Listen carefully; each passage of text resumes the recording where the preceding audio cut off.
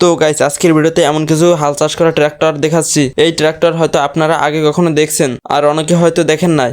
আদিম যুগের মানুষ হাল চাষ করতো গরু দিয়ে, আর এখন ট্র্যাক্টর দিয়ে হাল চাষ করা হয়। তো বেশি কথা না বলে আজকে ছোট একটি ইন্ট্রো দিয়ে আজকের ভিডিও শুরু করা যাক।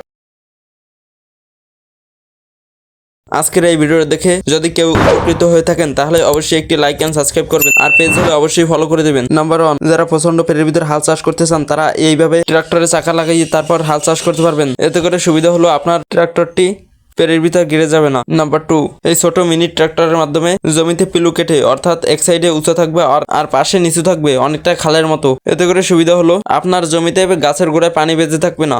নাম্বার 3, এইভাবে এই ট্রাক্টরের মাধ্যমে ভুট্টা গাছ বা আখের গোড়ায় মাটি দিয়ে দেওয়া হয়। অনেক সময় বর্ষাকালে ভুট্টা গাছের গোড়ায় মাটি সরে যায়, এর জন্য এই ট্রাক্টরের মাধ্যমে ওই ভুট্টা গাছের গোড়ায় মাটি দিয়ে দেওয়া হয়। আর এই কাজগুলো মানুষও করতে পারে, কিন্তু মানুষের সময় লাগবে বেশি, তার জন্য এই আধুনিক ট্রাক ব্যবহার করা হয়। নাম্বার 4, এই হাল চাষ করা মেশিন দিয়ে হাল চাষ করা হয়, প্লাস তার সাথে কৃষি জমিতে যত সব আগাছা, অর্থাৎ ধানের যত সব গোড়া অথবা বিভিন্ন ফসলের গোড়া এই ট্রাকের মাধ্যমে নির্মূল করা হয়, অর্থাৎ উঠিয়ে ফেলা হয়। আর তার সাথে সাথে আগাছাগুলো মাটির সাথে মিশিয়ে দেওয়া হয়। নাম্বার 5, এই ট্রাক্টর মেশিনটিও আগের মেশিনটির মতো কাজ করে, অর্থাৎ আগাছাগুলো উত্তোলন করে, আর এটি হলো ছোট সাইজ। নাম্বার 5, এই 4 চাকা বিশিষ্ট গাড়ি দিয়ে ধানের বীজ রোপণ করা হয়। এতে করে সুবিধা হলো কৃষকের কোনো প্রকার কষ্ট হয় না এবং খুব সুন্দরভাবে ধানের বীজ রোপণ করা হয়ে যায়। আর এতে করে রোপণ করলে সুবিধা হলো প্রতিটা বীজ রোপণের সারি সোজা হয়। নাম্বার 7, এটি একটি জমি চাষ করা ট্রাক্টর, যেটি আমাদের দেশেও সচরাচর দেখা যায়। এটার প্রধান কাজ হলো কৃষি জমি হাল চাষ করা, আর তার সাথে সাথে জমিতে যদি ধান বা বিভিন্ন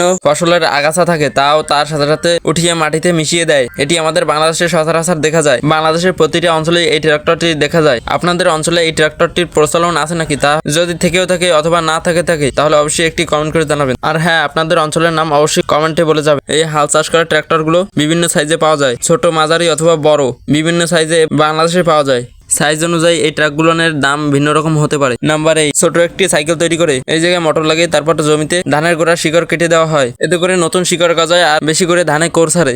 নাম্বার 9, ভিডিওতে এতগুলো ট্রাক্টরের মধ্যে এইটা সবচেয়ে আধুনিক আরো উন্নত। এই হাল চাষ করা ট্রাক্টরটিতে সবচেয়ে বেশি পাখা থাকে, এই কারণে খুব সহজেই জমি চাষ করা যায়। এই ট্রাক্টরটির নাঙ্গলের হাল মাটির বেশি গভীরে যায় না। এর একটি বিশেষত্ব হলো এই হাল চাষ করার পাশাপাশি মাটি সমান হয়ে যায়, একই সাথে সমতল হয়ে যায় জমি। এটা বাংলাদেশে পাওয়া যায় না। নাম্বার 10, সবচেয়ে মিনি সাইজে ছোট এই আধুনিক যন্ত্রটি, এটির মাধ্যমে জমিতে পিলু করে দেওয়া হয়, অর্থাৎ জমির এক পাশ উঁচু থাকবে এবং অন্য পাশ নিচু থাকবে, অনেকটাই নালার মতো। এটি বহন করা খুবই সহজ। নাম্বার 11, এই ছোট ট্রাক্টরটি দিয়ে কৃষি জমির আইল সোজা করা হয়, আর এই মেশিনটি বানানো খুবই সহজ। একটি সেচ দেওয়া মেশিন দিয়ে আর একটি চাকা এবং কিছু লোহা দিয়ে এই ট্রাক্টরটি বানানো যায়, আর এটা সবচেয়ে কাজ করা যায় বেশি। নাঙ্গলের হাল মাটির বেশি গভীরে যায়। আজকের ভিডিওটি দেখে যদি ভালো লেগে থাকে তাহলে অবশ্যই লাইক এন্ড সাবস্ক্রাইব করো, আর পেজ হলে অবশ্যই একটি ফলো করে দাও। ততক্ষণ ভালো থাকো, সুস্থ থাকো, দেখা হবে অন্য কোনো ভিডিওতে। আসসালামু আলাইকুম।